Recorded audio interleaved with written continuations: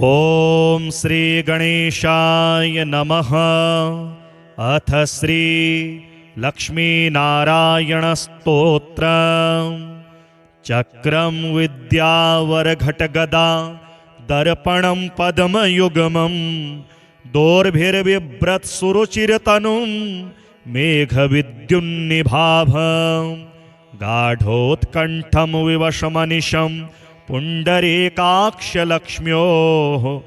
एकीभूतं वपुरवतुवः पीतकौसेयकान्तं शङ्खचक्रगदापदम कुम्भादर्शाब्जपुस्तकं बिभ्रतं मेघचपला वर्णं लक्ष्मीहरिं भजे। विद्युत्प्रभाश्लेष्टघनोपमानौ शुद्धाशये बिम्बितसुप्रकाशौ चित्ते चिदाभौ कलयामि लक्ष्मी नारायणौ सत्त्वगुणप्रधानौ लोकोद्भवस्थे मलयेश्वराभ्यां शोकोरुदीनस्थितिनाशकाभ्यां नित्यं युवाभ्यां नतिरस्तु लक्ष्मी नारायणाभ्यां जगतः पितृभ्यां सम्पत्सुखानन्दविधायकाभ्यां भक्तावनानारतदीक्षिताभ्यां नित्यं युवाभ्यां नतिरस्तु लक्ष्मी नारायणाभ्यां जगतः पितृभ्यां दृष्टोपकारे गुरुतां च पञ्च विंशावतारान् सरसं ददद्भ्यां नित्यं युवाभ्यां नतिरस्तु लक्ष्मी नारायणाभ्यां जगतः पितृभ्यां क्षीराम्बुरास्यादिविराट् भवाभ्यां नारं सदा पालयितुं पराभ्यां नित्यं युवाभ्यां नतिरस्तु लक्ष्मी नारायणाभ्यां जगतः पितृभ्यां दारिद्र्यदुःखस्थितिदारकाभ्यां दययैव दूरी कृतदुर्गतिभ्यां नित्यं युवाभ्यां नतिरस्तु लक्ष्मी नारायणाभ्यां जगतः पितृभ्यां भक्तव्रजाघोघविदारकाभ्यां स्वीयाशयोद्भूतरजस्तमोभ्यां नित्यं युवाभ्यां नतिरस्तु लक्ष्मी नारायणाभ्यां जगतः पितृभ्यां रक्तोत्पलाभाभवपूर्णधराभ्यां पदमारिशङ्खाब्जगदाधराभ्यां नित्यं युवाभ्यां नतिरस्तु लक्ष्मी नारायणाभ्यां जगतः पितृभ्यां अङ्घ्रिद्वयाभ्यर्चककल्पकाभ्यां मोक्षप्रदप्राक्तनदम्पतिभ्यां नित्यं युवाभ्यां नतिरस्तु लक्ष्मी नारायणाभ्यां जगतः पितृभ्याम् इदं तु यः पठेत स्तोत्रं लक्ष्मीनारायणाष्टकम् एहि कामुस्मिकसुखं भुक्त्वा सलभते मृतं। श्रीविष्णुभुजङ्गप्रयातस्तोत्रम् चिदंशं विभुं निर्मलं निर्विकल्पं निरेहं निराकारमोङ्कारगम्यं गुणातीतमव्यक्तमेकं तुरीयं परं ब्रह्मयं वेद तस्मै नमस्ते। विशुद्धं शिवं शान्तमाद्यन्तशून्यं जगज्जीवनं ज्योतिरानन्दरूपम् अदिग्देशकालव्यवच्छेदनीयं त्रयीवक्तियं वेद तस्मै नमस्ते। महायोगपीठे परिभ्राजमाने धरण्यादितत्त्वात्मके शक्तियुक्ते गुणास्करे वह्निबिम्बार्धमध्ये समासीनमोङ्कर्णिकेष्टाक्षराब्जे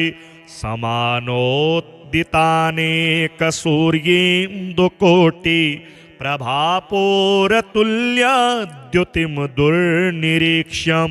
न शीतं न चोष्णं सुवर्णावदात प्रसन्नं सदानन्दसंवित्स्वरूपं सुनासापुटं सुन्दरभ्रूललाटं किरीटोचिताकुल्चितस्निग्धकेशं स्फुरत्पुण्डरीकाभिरामायताक्षं समुत्फुल्लरत्ना प्रसूनावतंसं लसत्कुण्डला मृष्टगण्डस्थलान्तं जपारागचोराधरं चारुहासम् अलिव्याल्कुलामोलिमन्दारमालं महोरस्फुरत्कौस्तुभोदारहारं सुरत्नाङ्गदेवन्वितं बाहुदण्डे चतुर्विश्चलत्कङ्कणालङ्कृताग्रे उदारोदरालङ्कृतं पीतवस्त्रं पदद्वन्द्वनिर्धूतपद्माभिरामं स्वभक्तेषु सन्दर्शिताकारमेवं सदा भावयन् संनिरुद्धेन्द्रियाश्वः दुरापं नरो याति संसारपारं परस्मै परेभ्योऽपि तस्मै नमस्ते। श्रियाशातकुम्भद्युतिस्निग्धकान्त्या धरण्या च दूर्वा दलश्यामलाङ्गा कलत्रद्वयेनामुनातोषिताय त्रिलोकीगृहस्थाय विष्णो नमस्ते। शरीरं कलत्रं सुतं बन्धुवर्गं वयस्यं धनं सद्मभृत्यं भुवं च समस्तं परित्यज्य हा कष्टमेको गमिष्यामि दुःखेन दूरं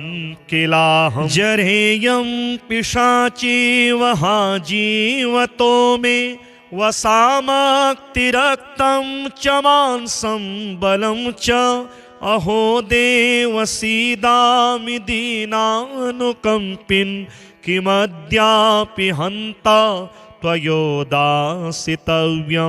कफव्याहतोष्णोल्बणश्वासवेग व्यथावे स्फुरत सर्वमर्मास्थिबन्धां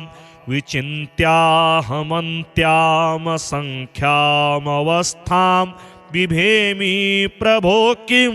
करोमि प्रसीद।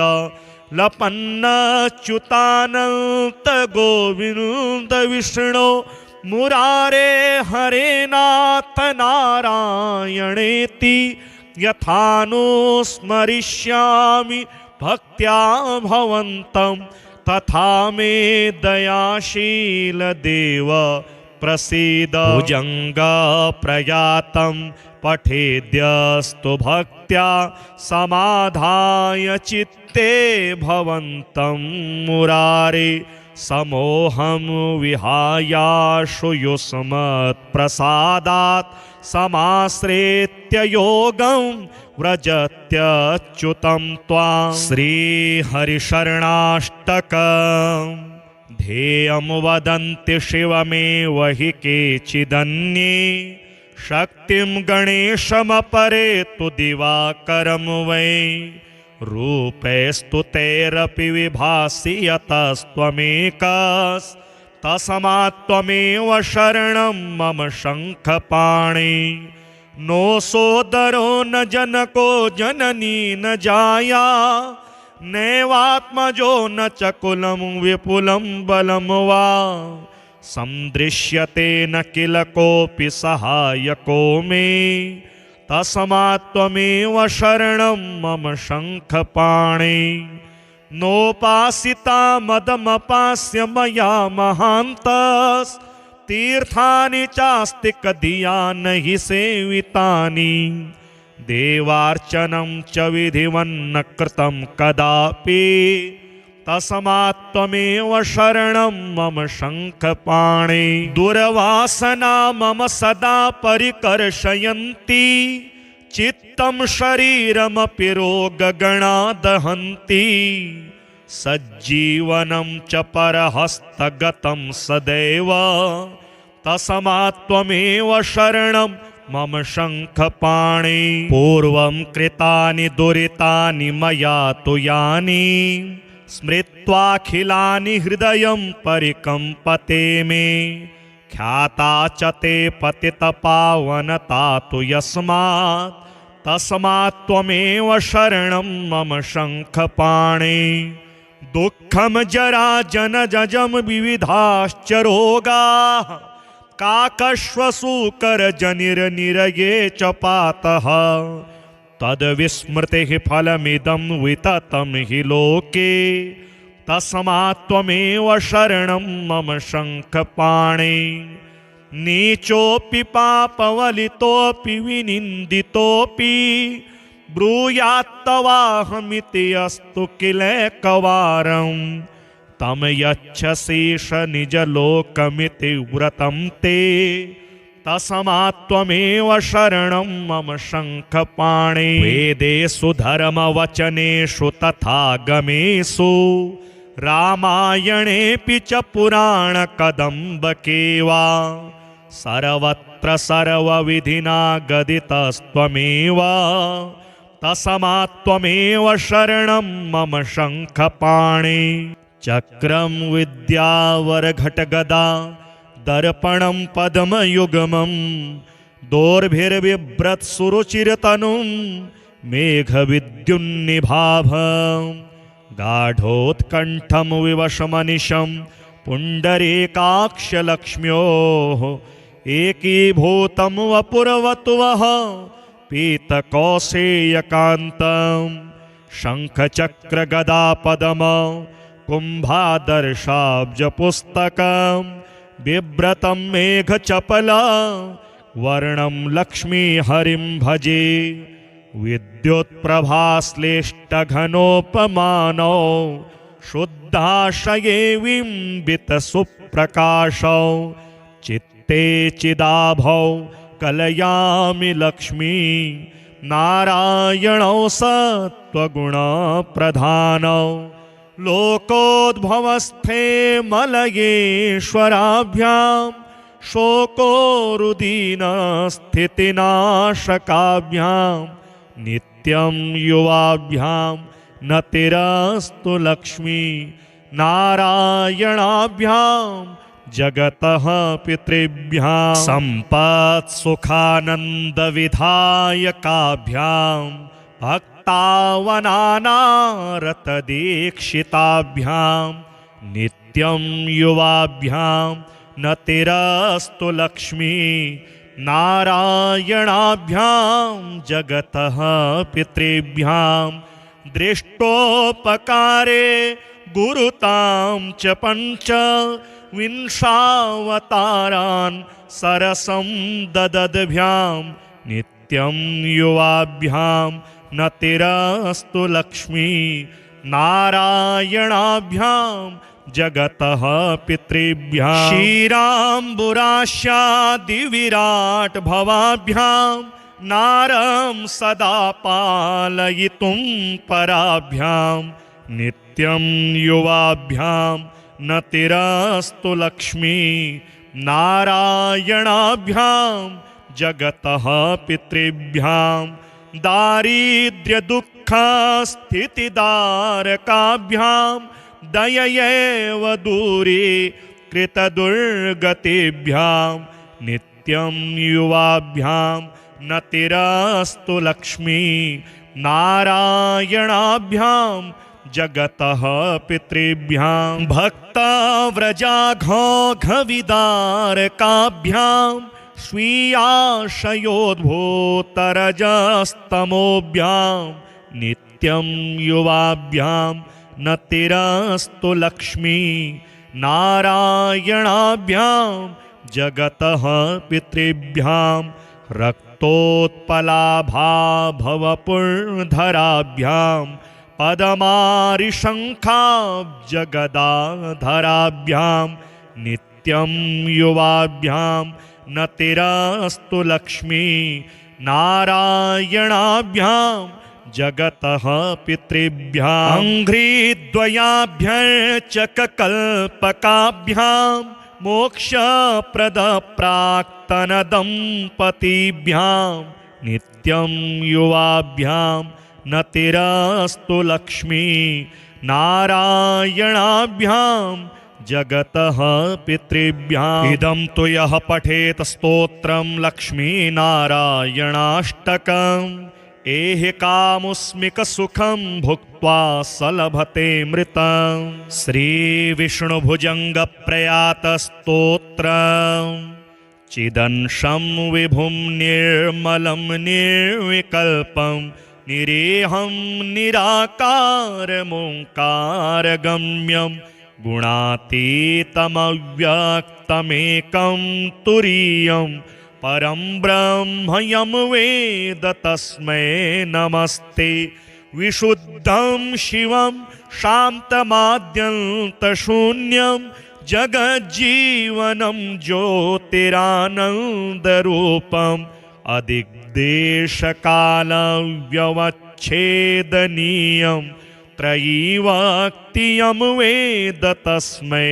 नमस्ते महायोगपीठे परिभ्राजमाने धरण्यादितत्त्वात्मके शक्तियुक्ते गुणास्करे वह्निबिम्बार्धमध्ये समासीनमोङ्कर्णिकेष्टाक्षराब्जे समानोद्दितानेकसूर्येन्दुकोटि प्रभापूरतुल्यद्युतिं दुर्निरीक्ष्यं न शीतं न चोष्णं सुवर्णावदात प्रसन्नं सदानन्दसंवेत्स्वरूपं सुनासापुटं सुन्दरभ्रूललाटं किरीटोचिताकुल्चितस्निग्धकेशं स्फुरत्पुण्डरीकाभिरामायताक्षं समुत्फुल्लरत्ना प्रसूनावतंसं लसत्कुण्डला मृष्टगण्डस्थलान्तं जपारागचोराधरं चारुहासम् अलिव्याल्कुलामोलिमन्दारमालं महोरस्फुरत्कौस्तुभोदारहारं सुरत्नाङ्गदेवन्वितं बाहुदण्डे चतुर्विश्चलत्कङ्कणालङ्कृताग्रे उदारोदरालङ्कृतं पीतवस्त्रं पदद्वन्द्वनिर्धूतपद्माभिरामं स्वभक्तेषु सन्दर्शिताकारमेवं सदा भावयन् संनिरुद्धेन्द्रियाश्वः दुरापं नरो याति संसारपारं परस्मै परेभ्योऽपि तस्मै नमस्ते श्री आशातकुम्भद्युतिस्निग्धकान्त्या धरण्या च दूर्वा दलश्यामलाङ्गा कलत्रद्वयेनामुनातोषिताय त्रिलोकीगृहस्थाय विष्णो नमस्ते शरीरं कलत्रं सुतं बन्धुवर्गं वयस्यं धनं सद्मभृत्यं भुवं च समस्तं परित्यज्य हा कष्टमेको गमिष्यामि दुःखेन सुखेन दूरं किलाहं जरेयं पिशाचीव जीवतो मे वसामक्तिरक्तं च मांसं बलं च अहो देव सीदामि दीनानुकम्पिन् किमद्यापि हन्ता त्वयोदासितव्यं कफव्याहतोष्णोल्बणश्वासवेग व्यथावे स्फुरत सर्वमर्मास्थिबन्धां विचिन्त्याहमन्त्यामसङ्ख्यामवस्थां बिभेमि प्रभो किं करोमि प्रसीद लपन्नच्युतानन्त गोविन्द विष्णो मुरारे हरे नाथ नारायणेति यथानुस्मरिष्यामि भक्त्या भवन्तं तथा मे दयाशील देव प्रसीद भुजङ्गा प्रयातं पठेद्यस्तु भक्त्या समाधाय चित्ते भवन्तं मुरारे समोहं विहायाशु युष्मत्प्रसादात् समाश्रित्य योगं व्रजत्यच्युतं त्वां श्रीहरिशरणाष्टकम् ध्येयं वदन्ति शिवमेव हि केचिदन्ये शक्तिं गणेशमपरे तु दिवाकरं वै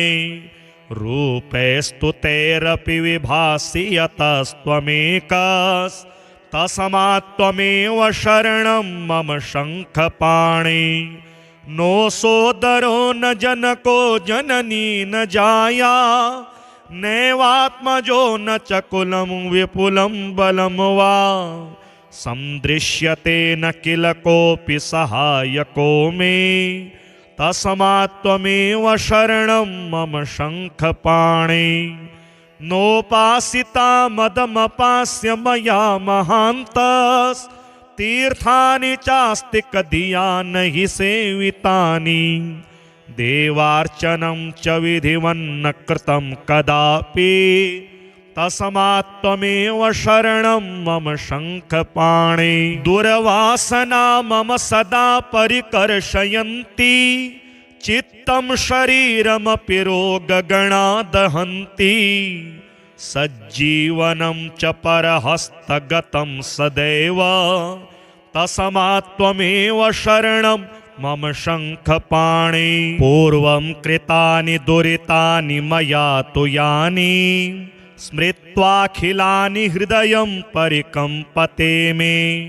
ख्याता च ते पतितपावनता तु यस्मात् तस्मात्त्वमेव शरणं मम शङ्खपाणि दुःखं जरा जनजं विविधाश्च रोगाः काकश्वसूकरजनिर्निरये च पातः तद्विस्मृतिः फलमिदं विततं हि लोके तस्मात्त्वमेव शरणं मम शङ्खपाणि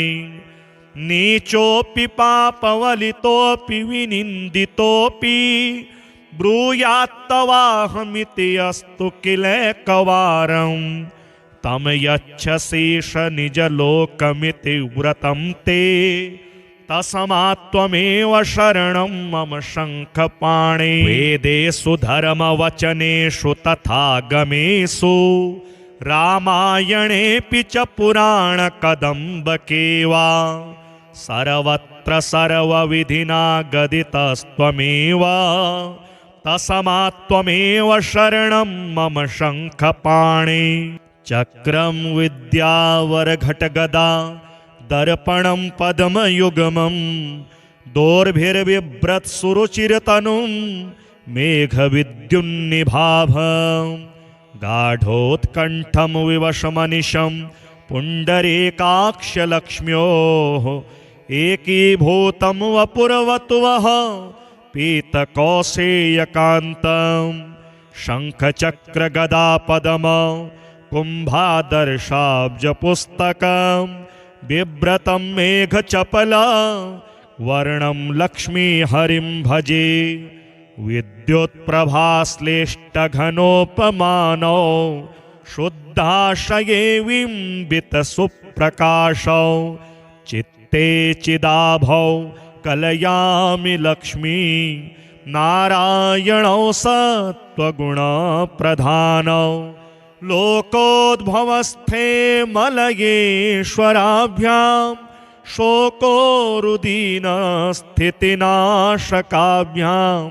नित्यं युवाभ्यां नतिरस्तु लक्ष्मी नारायणाभ्यां जगतः पितृभ्यां सम्पत्सुखानन्दविधायकाभ्यां भक्तावनानारतदीक्षिताभ्यां नित्यं युवाभ्यां नतिरस्तु लक्ष्मी नारायणाभ्यां जगतः पितृभ्यां दृष्टोपकारे गुरुतां च पञ्च विंशावतारान् सरसं ददद्भ्यां नित्यं युवाभ्यां नतिरस्तु लक्ष्मी नारायणाभ्यां जगतः पितृभ्यां क्षीराम्बुरास्यादिविराट् भवाभ्यां नारं सदा पालयितुं पराभ्यां नित्यं युवाभ्यां नतिरस्तु लक्ष्मी नारायणाभ्यां जगतः पितृभ्यां दारिद्र्यदुःखस्थितिदारकाभ्यां दययैव दूरी कृतदुर्गतिभ्यां नित्यं युवाभ्यां नतिरस्तु लक्ष्मी नारायणाभ्यां जगतः पितृभ्यां भक्तव्रजाघोघविदारकाभ्यां स्वीयाशयोद्भूतरजस्तमोभ्यां नित्यं युवाभ्यां नतिरस्तु लक्ष्मी नारायणाभ्यां जगतः पितृभ्यां रक्तोत्पलाभाभवपुर्धराभ्यां पदमारिशङ्खाब्जगदाधराभ्यां नित्यं युवाभ्यां नतिरस्तु लक्ष्मी नारायणाभ्यां जगतः पितृभ्यां अङ्घ्रिद्वयाभ्यर्चककल्पकाभ्यां मोक्षप्रदप्राक्तनदम्पतीभ्यां नित्यं युवाभ्यां नतिरस्तु लक्ष्मी नारायणाभ्यां जगतः पितृभ्याम् इदं तु यः पठेत स्तोत्रं लक्ष्मीनारायणाष्टकम् एहि कामुस्मिकसुखं भुक्त्वा स लभते मृतं श्रीविष्णुभुजङ्गप्रयातस्तोत्रम् चिदंशं विभुं निर्मलं निर्विकल्पं निरेहं निराकारमोङ्कारगम्यं गुणातीतमव्यक्तमेकं तुरीयं परं ब्रह्मयं वेद तस्मै नमस्ते विशुद्धं शिवं शान्तमाद्यन्तशून्यं जगज्जीवनं ज्योतिरानन्दरूपम् अदिग्देशकालव्यवच्छेदनीयं त्रयीवाक्तियं वेद तस्मै नमस्ते महायोगपीठे परिभ्राजमाने धरण्यादितत्त्वात्मके शक्तियुक्ते गुणास्करे वह्निबिम्बार्धमध्ये समासीनमोङ्कर्णिकेष्टाक्षराब्जे समानोद्दितानेकसूर्येन्दुकोटि प्रभापूरतुल्यद्युतिं दुर्निरीक्ष्यं न शीतं न चोष्णं सुवर्णावदात प्रसन्नं सदानन्दसंवेत्स्वरूपं सुनासापुटं सुन्दरभ्रूललाटं किरीटोचिताकुल्चितस्निग्धकेशं स्फुरत्पुण्डरीकाभिरामायताक्षं समुत्फुल्लरत्ना प्रसूनावतंसं लसत्कुण्डला मृष्टगण्डस्थलान्तं जपारागचोराधरं चारुहासम् आलिव्याल्कुलामोलिमन्दारमालं महोरस्फुरत्कौस्तुभोदारहारं सुरत्नाङ्गदेवन्वितं बाहुदण्डे चतुर्भिश्चलत्कङ्कणालङ्कृताग्रे उदारोदरालङ्कृतं पीतवस्त्रं पदद्वन्द्वनिर्धूतपद्माभिरामं स्वभक्तेषु सन्दर्शिताकारमेवं सदा भावयन् सन्निरुद्धेन्द्रियाश्वः दुरापं नरो याति संसारपारं परस्मै परेभ्योऽपि तस्मै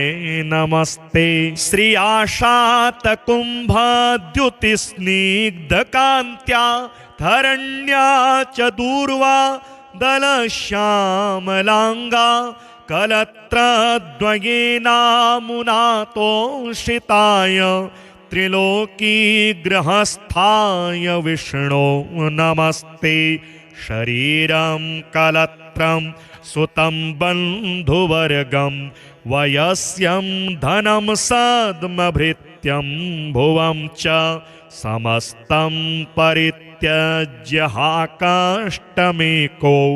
गमिष्यामि दुःखेन दूरं किलाहं। जरेयं पिशाचीव हा जीवतो मे वसामक्तिरक्तं च मांसं बलं च अहो देव सीदामि दीनानुकम्पिन् किमद्यापि हन्ता त्वयोदासितव्यं कफव्याहतोष्णोल्बणश्वासवेग व्यथावे स्फुरत सर्वमर्मास्थिबन्धां विचिन्त्याहमन्त्यामसङ्ख्यामवस्थां बिभेमि प्रभो किं करोमि प्रसीद। लपन्नच्युतानन्त गोविन्द विष्णो मुरारे हरे नाथ नारायणेति यथानुस्मरिष्यामि भक्त्या भवन्तं तथा मे दयाशील देव प्रसीद। भुजङ्गप्रयातं पठेद्यस्तु भक्त्या समाधाय चित्ते भवन्तं मुरारे समोहं विहायाशु युष्मत्प्रसादात् समाश्रित्य योगं व्रजत्यच्युतं त्वां। श्रीहरिशरणाष्टकं ध्येयं वदन्ति शिवमेव हि केचिदन्ये शक्तिं गणेशमपरे तु दिवाकरं वै रूपैस्तुतैरपि विभासि यतस्त्वमेकस्तस्मात्त्वमेव शरणं मम शङ्खपाणि। नो सोदरो न जनको जननी न जाया नैवात्मजो न च कुलं विपुलं बलं वा सन्दृश्यते न किल कोऽपि सहायको मे तस्मात्त्वमेव शरणं मम शङ्खपाणि। नोपासिता मदमपास्य मया महान्तस्तीर्थानि चास्ति कधिया न हि सेवितानि देवार्चनं च विधिवन्न कृतं कदापि तस्मात्त्वमेव शरणं मम शङ्खपाणि। दुर्वासना मम सदा परिकर्षयन्ति चित्तं शरीरमपि रोगगणा दहन्ति सज्जीवनं च परहस्तगतं सदैव तस्मात्त्वमेव शरणं मम शङ्खपाणि पूर्वं कृतानि दुरितानि मया तु यानि स्मृत्वाखिलानि हृदयं परिकम्पते मे ख्याता च ते पतितपावनता तु यस्मात् तस्मात् त्वमेव शरणं मम शङ्खपाणि दुःखं जरा जनजं विविधाश्च रोगाः काकश्वसूकरजनिर्निरये च पातः तद्विस्मृतिः फलमिदं विततं हि लोके तस्मात् त्वमेव शरणं मम शङ्खपाणि नीचोऽपि पापवलितोऽपि विनिन्दितोऽपि ब्रूयात्तवाहमिति अस्तु किलैकवारं तं यच्छसीष निजलोकमिति व्रतं ते तस्मात् त्वमेव शरणं मम शङ्खपाणि वेदेषु धर्मवचनेषु तथागमेषु रामायणेऽपि च पुराणकदम्बके वा सर्वत्र सर्वविधिना गदितस्त्वमेव तस्मात् त्वमेव शरणं मम शङ्खपाणि चक्रं विद्यावरघटगदा दर्पणं पद्मयुग्मं दोर्भिर्बिभ्रत्सुरुचिरतनुं मेघविद्युन्निभाभं गाढोत्कण्ठं विवशमनिशं पुण्डरीकाक्षलक्ष्म्योः एकीभूतं वपुर्वतुवः पीतकौसेयकान्तं शङ्खचक्रगदापदम कुम्भादर्शाब्जपुस्तकं बिभ्रतं मेघचपला वर्णं लक्ष्मीहरिं भजे विद्युत्प्रभाश्लेष्टघनोपमानौ शुद्धाशये बिम्बितसुप्रकाशौ चित्ते चिदाभौ कलयामि लक्ष्मी नारायणौ सत्त्वगुणप्रधानौ लोकोद्भवस्थे मलयेश्वराभ्यां शोकोरुदीनस्थितिनाशकाभ्यां नित्यं युवाभ्यां नतिरस्तु लक्ष्मी नारायणाभ्यां जगतः पितृभ्यां सम्पत्सुखानन्दविधायकाभ्यां भक्तावनानारतदीक्षिताभ्यां नित्यं युवाभ्यां नतिरस्तु लक्ष्मी नारायणाभ्यां जगतः पितृभ्यां दृष्टोपकारे गुरुतां च पञ्च विंशावतारान् सरसं ददद्भ्यां नित्यं युवाभ्यां नतिरस्तु लक्ष्मी नारायणाभ्यां जगतः पितृभ्यां क्षीराम्बुरास्यादिविराट् भवाभ्यां नारं सदा पालयितुं पराभ्यां नित्यं युवाभ्यां नतिरस्तु लक्ष्मी नारायणाभ्यां जगतः पितृभ्यां दारिद्र्यदुःखस्थितिदारकाभ्यां दययैव दूरी कृतदुर्गतिभ्यां नित्यं युवाभ्यां नतिरस्तु लक्ष्मी नारायणाभ्यां जगतः पितृभ्यां भक्ताव्रजाघोघविदारकाभ्यां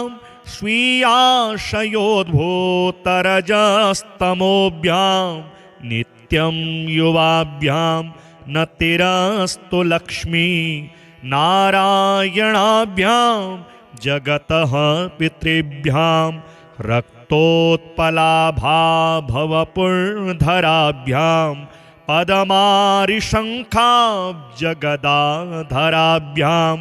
नित्यं युवाभ्यां नतिरस्तु लक्ष्मी नारायणाभ्यां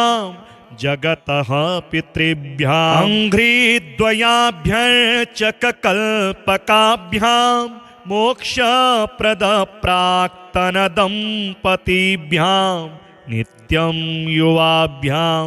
नतिरस्तु लक्ष्मी नारायणाभ्यां जगतः पितृभ्याम् इदं तु यः पठेत स्तोत्रं लक्ष्मीनारायणाष्टकम्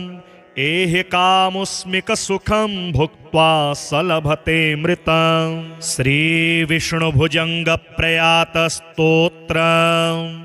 चिदंशं विभुं निर्मलं निर्विकल्पं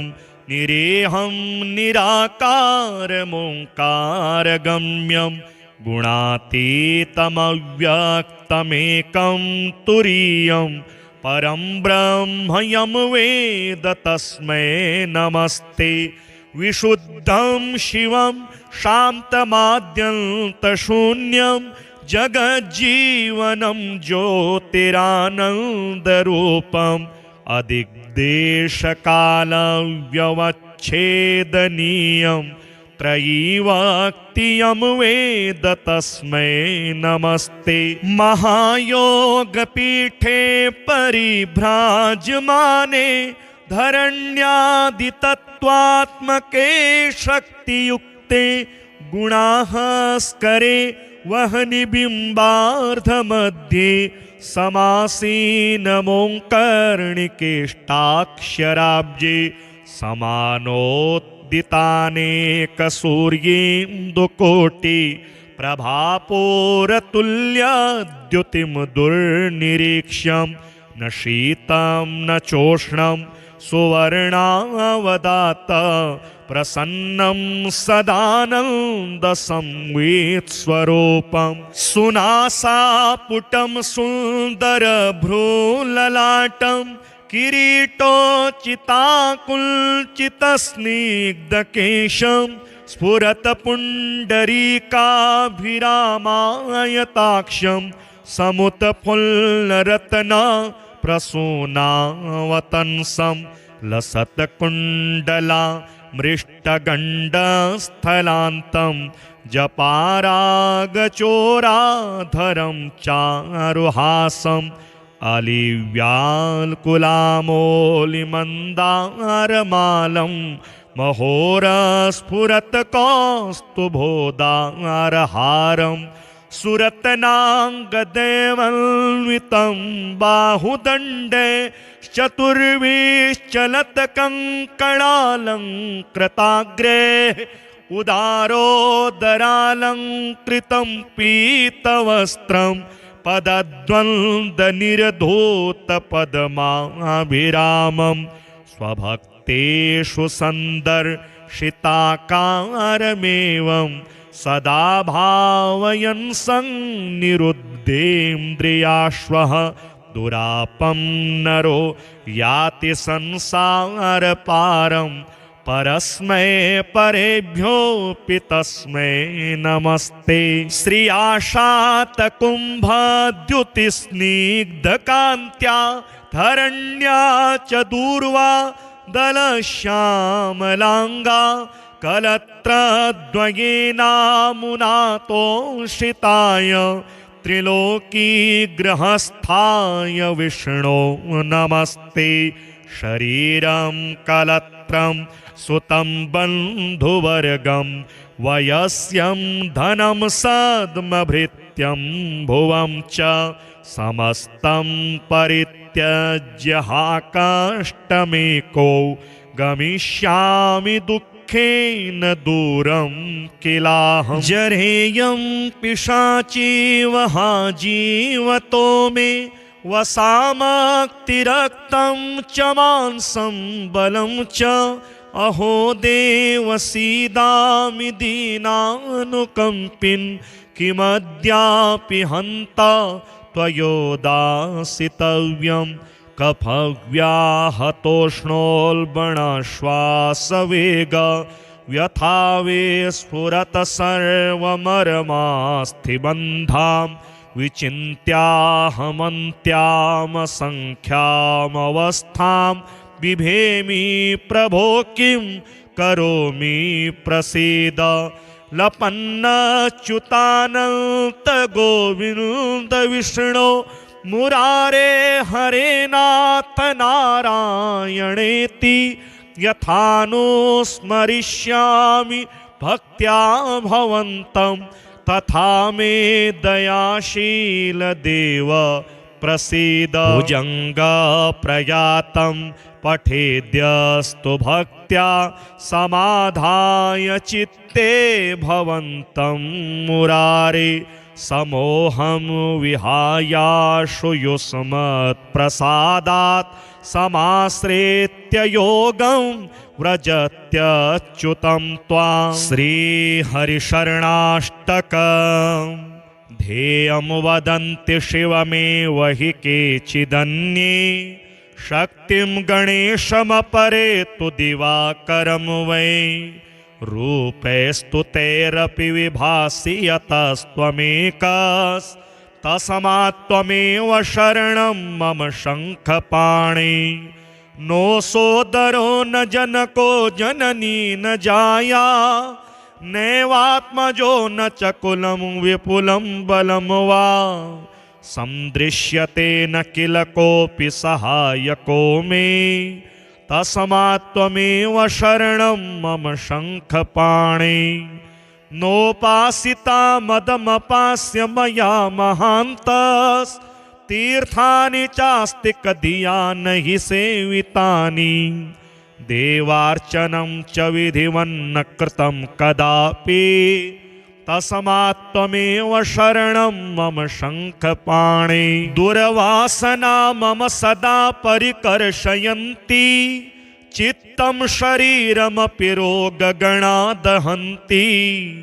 सज्जीवनं च परहस्तगतं सदैव तस्मात्त्वमेव शरणं मम शङ्खपाणि। पूर्वं कृतानि दुरितानि मया तु यानि स्मृत्वाखिलानि हृदयं परिकम्पते मे ख्याता च ते पतितपावनता तु यस्मात् तस्मात्त्वमेव शरणं मम शङ्खपाणि। दुःखं जरा जनजं विविधाश्च रोगाः काकश्वसूकरजनिर्निरये च पातः तद्विस्मृतिः फलमिदं विततं हि लोके तस्मात्त्वमेव शरणं मम शङ्खपाणि। नीचोऽपि पापवलितोऽपि विनिन्दितोऽपि ब्रूयात्तवाहमिति अस्तु किलैकवारं तं यच्छसीष निजलोकमिति व्रतं ते तस्मात्त्वमेव शरणं मम शङ्खपाणि। वेदेषु धर्मवचनेषु तथागमेषु रामायणेऽपि च पुराणकदम्बके वा सर्वत्र सर्वविधिना गदितस्त्वमेव तस्मात्त्वमेव शरणं मम शङ्खपाणि। चक्रं विद्यावरघटगदा दर्पणं पद्मयुग्मं दोर्भिर्बिभ्रत्सुरुचिरतनुं मेघविद्युन्निभाभं गाढोत्कण्ठं विवशमनिशं पुण्डरीकाक्षलक्ष्म्योः एकीभूतं वपुरवतुवः पीतकौसेयकान्तं शङ्खचक्रगदापदम कुम्भादर्शाब्जपुस्तकं बिभ्रतं मेघचपला वर्णं लक्ष्मीहरिं भजे विद्युत्प्रभाश्लेष्टघनोपमानौ शुद्धाशये बिम्बितसुप्रकाशौ चित्ते चिदाभौ कलयामि लक्ष्मी नारायणौ सत्त्वगुणप्रधानौ लोकोद्भवस्थे मलयेश्वराभ्यां शोकोरुदीनस्थितिनाशकाभ्यां नित्यं युवाभ्यां नतिरस्तु लक्ष्मी नारायणाभ्यां जगतः पितृभ्यां सम्पत्सुखानन्दविधायकाभ्यां भक्त भक्तावनानारतदीक्षिताभ्यां नित्यं युवाभ्यां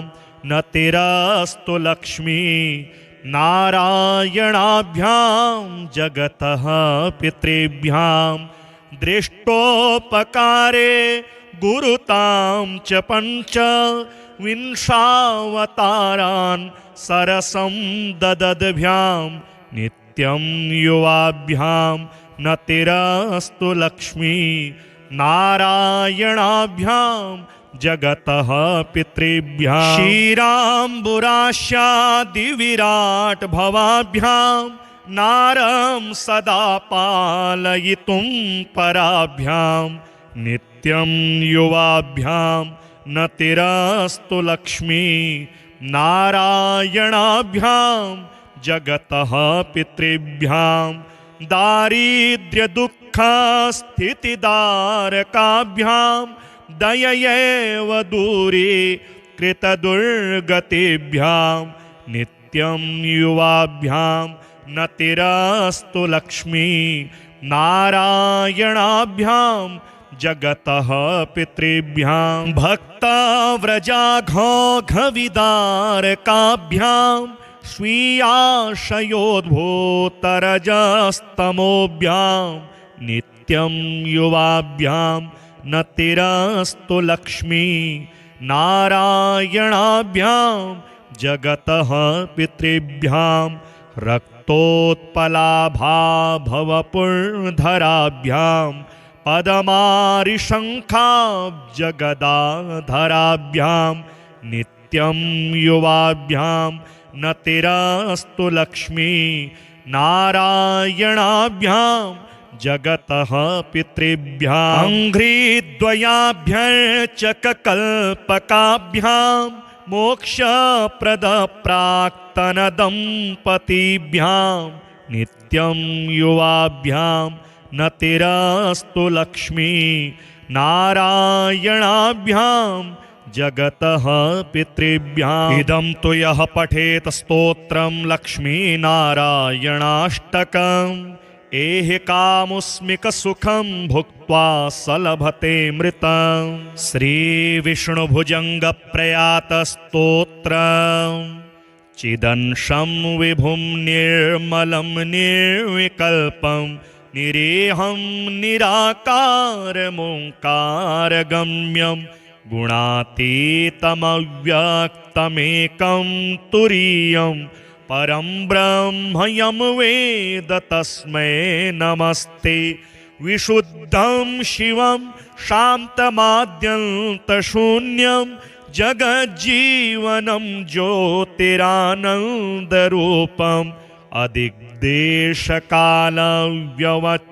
अधिग्देशकालव्यवच्छेदनीयं त्रयीवाक्तियं वेद तस्मै नमस्ते महायोगपीठे परिभ्राजमाने धरण्यादितत्त्वात्मके शक्तियुक्ते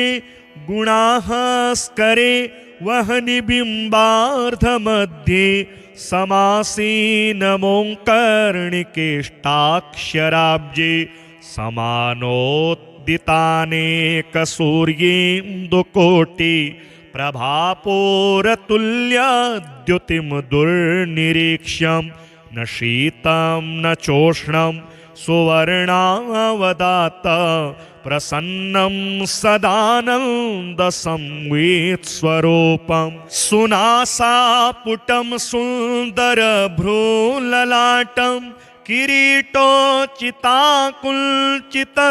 किरीटोचिताकुल्चितस्निग्धकेशं स्फुरतपुण्डरीकाभिरामायताक्षं समुत्फुल्लरत्ना प्रसूनावतंसं लसत्कुण्डला मृष्टगण्डस्थलान्तं जपारागचोराधरं चारुहासम् आलिव्याल्कुलामोलिमन्दारमालं महोरस्फुरत्कौस्तुभोदारहारं सुरत्नाङ्गदेवन्वितं बाहुदण्डे चतुर्विश्चलत्कङ्कणालङ्कृताग्रे उदारोदरालङ्कृतं पीतवस्त्रं पदद्वन्द्वनिर्धूतपद्माभिरामं स्वभक्तेषु सन्दर्शिताकारमेवं सदा भावयन् सन्निरुद्धेन्द्रियाश्वः दुरापं नरो याति संसारपारं परस्मै परेभ्योऽपि तस्मै नमस्ते। श्रियाशातकुम्भद्युतिस्निग्धकान्त्या धरण्या च दूर्वा दलश्यामलाङ्गा कलत्रद्वयेनामुनातोषिताय त्रिलोकीगृहस्थाय विष्णो नमस्ते। शरीरं कलत्रं सुतं बन्धुवर्गं वयस्यं धनं सद्मभृत्यं भुवं च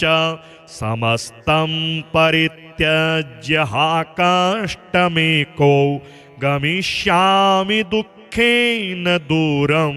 किलाहं। जरेयं पिशाचीव हा जीवतो मे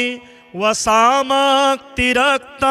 च मांसं बलं च अहो देव सीदामि दीनानुकम्पिन् किमद्यापि हन्ता त्वयोदासितव्यं कफव्याहतोष्णोल्बणश्वासवेग व्यथा वे स्फुरत सर्वमर्मास्थिबन्धां विचिन्त्याहमन्त्यामसङ्ख्यामवस्थां बिभेमि प्रभो किं करोमि प्रसीद। लपन्नच्युतानन्त गोविन्द विष्णो मुरारे हरे नाथ नारायणेति यथानुस्मरिष्यामि भक्त्या भवन्तं तथा मे दयाशील देव प्रसीद। भुजङ्गप्रयातं